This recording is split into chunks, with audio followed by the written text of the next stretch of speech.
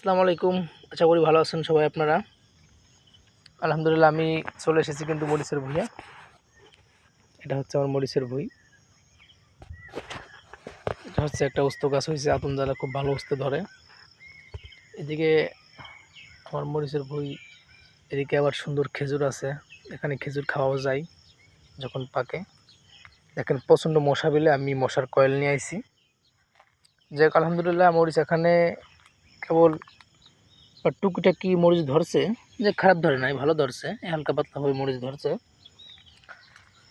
আপনার কিছু কিছু গাছে মরিচ ধরার জন্য গাছ হেলে গেছে, এভাবে আছে মরিচ আছে। এই দেখেন এই গাছটাই যেন শুধু মরিচ, দেখছেন শুধু মরিচ, মানে যে এই গাছটাই দেখেন শুধু মরিচ। এখানে গাছ ছোট হয়েছে, মরিচও ভালো আছে আলহামদুলিল্লাহ। দেখেন